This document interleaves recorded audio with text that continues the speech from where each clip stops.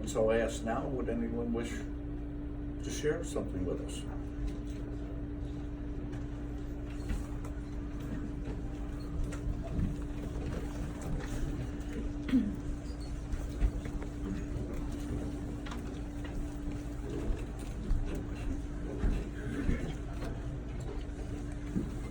Family and friends, we are here today to celebrate the life of Mary McNally Vincent.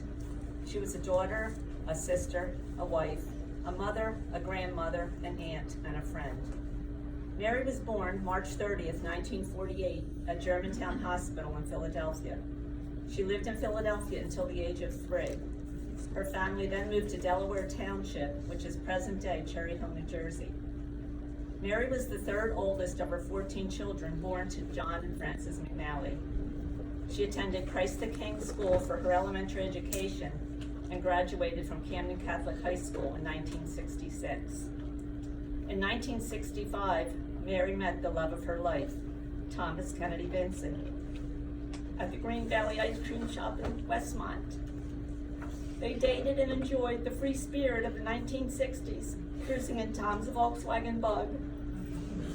On February 7th, 1970, Mary became Mrs. Thomas Vincent, and their venture as husband and wife began. After living 2 years in Hamilton Court Apartment, they bought their first house in Kirkwood, New Jersey. In 1978, they bought their brand new house in Atco, New Jersey, which they called home for over 30 years. On May 20th, 1971, Mary gave birth to Candace Michelle, and 4 years later, on October 9th, 1975, to Tricia Lee. Mary loved being a mother, and Tom and the girls became her life. Money was tight in the early years of their marriage, but that didn't stop them from enjoying life. Tom and Mary bought a pop-up camper, and that was how they vacationed for several years. One of their early vacations took them to the Outer Banks of North Carolina, and it was love at first sight. They rented for several years, and finally they were able to buy their dream home in Kitty Hawk, North Carolina, which they named Sound Dreams. Mary's generous spirit oftentimes invited family and friends to vacation with her at Sound Dreams. Many of us have fond memories of our time at the Outer Banks, especially us 5 sisters. On one occasion, we took the ferry to Ocracoke Beach. Mary, whom we all know loves everything all natural,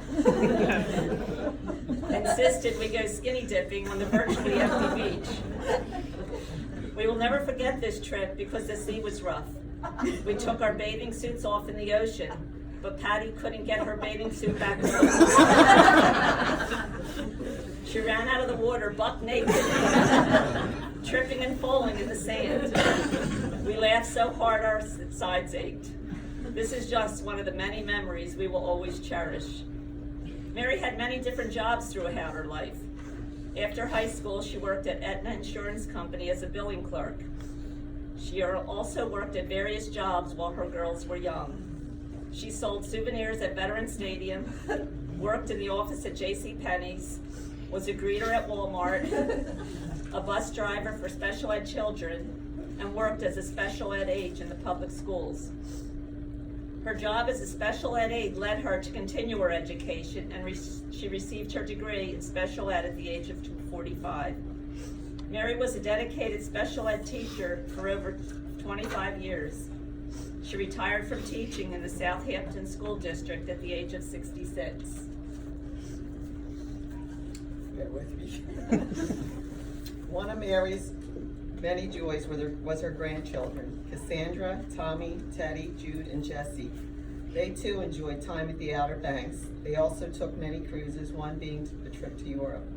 She loved exposing her children and grandchildren to travel and exciting adventures.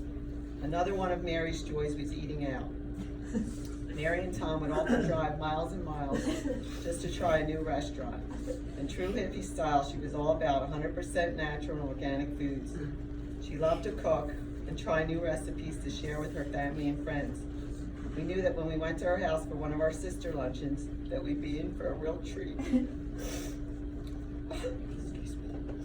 One thing that many of us remember was Mary's unique way of pronouncing certain words. Y'all bear with me on Hors d'oeuvres became horsey duvers.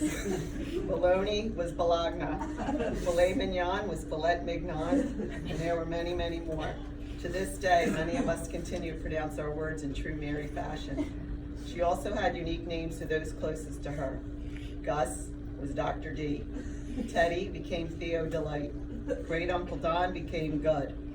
Ann was Annabelle, Cindy, Wazzy, Wheezy, whatever. David was Coin, Paul was Vili, Cassie Rose was CR, little Tommy was T-Bone, and the list went on.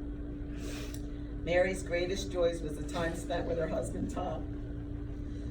They were not only husband and wife, but they were best friends. They traveled and vacationed in various places for over 50 years, and they never tired of each other. Her love for him was evident to anyone who knew her. There was no other man for Mary. She often said that he was irreplaceable. Tom was her knight in shining armor, her prince, and truly her soulmate. Mary will be missed and remembered by all for her generous heart. Even while struggling this past year, she looked forward to help feed the homeless at Joe's Place in Camden. She will always be remembered for her love of life, which was evident in her planning and traveling to experience different things. She will also be remembered for her courageous fighting spirit. She fought her disease for 11 years, which showed all of us just how tough she really was. She lived life well and to the fullest. Until we meet again, we love you, Mary. You will always hold a special place in our hearts.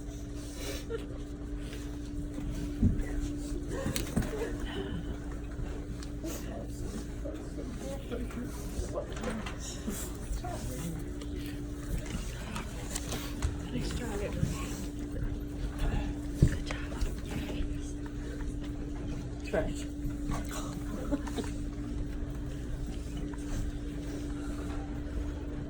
Hello, everybody. First, I'd like to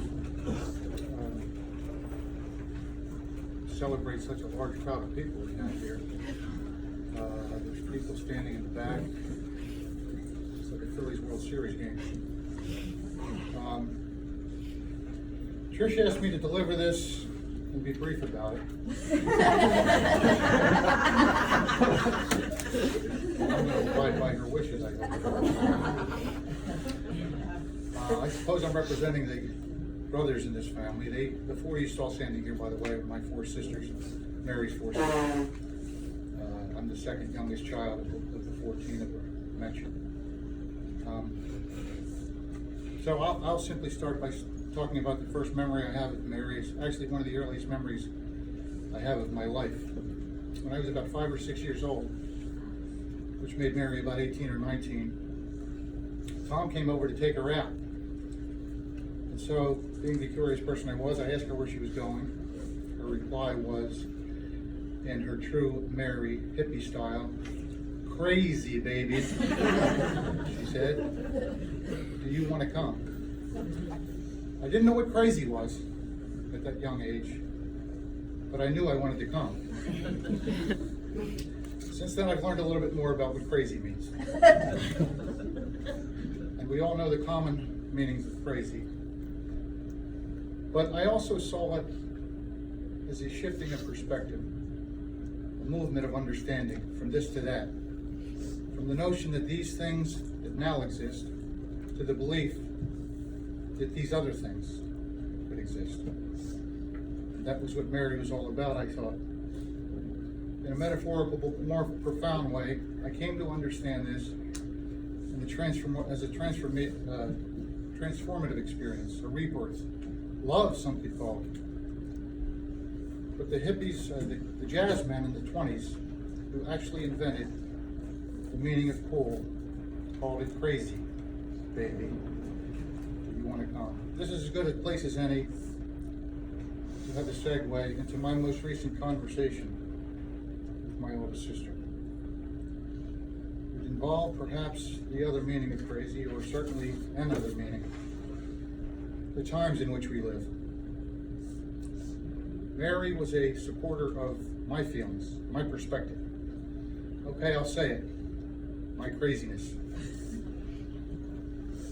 Ideas for which she was one of few champions. She would text me at times and post under things that I've said when I was feeling less than sure about what I had written. And she would reassure me and tell me that despite what others may say, I wasn't crazy. I'll miss you, sister.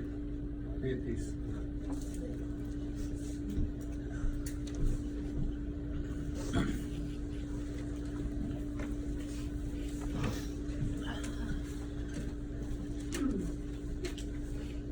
Bear with me. All right. There's so much I can say about my mother, how incredibly empathetic she was when you were having a tough time or you were facing a crisis.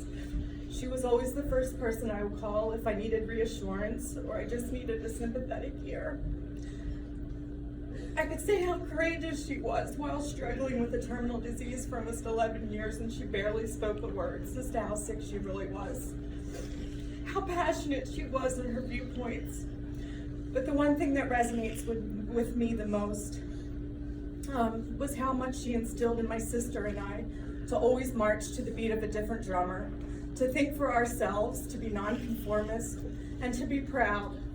And although growing up, I did not appreciate the sentiment. Like most children, I wanted to be one of the crowd.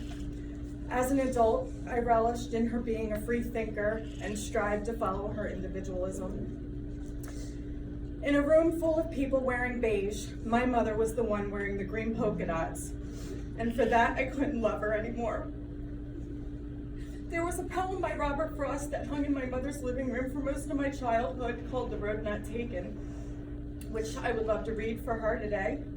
It perfectly describes how my mother lived her life, always taking the different path, and how taking that path made her the woman she was, and the woman we all loved and cherished. Two roads diverged in a yellow wood, and sorry I could not travel both. And be one traveler long I stood, and looked down one as far as I could, to where it bent in the undergrowth. Then took the other as just as fair, and having perhaps the better claim, because it was grassy and wanted wear, though as for that the passing there had warned them really about the same. And both that morning equally lay, in leaves no step had trodden black. Oh, I kept the first for another day, yet knowing how way leads on to way, I doubted it should ever come back. I shall be telling this with a sigh, somewhere ages hence, two roads diverged in a wood, and I took the one less traveled by, and that has made all the difference. Thank you all for coming.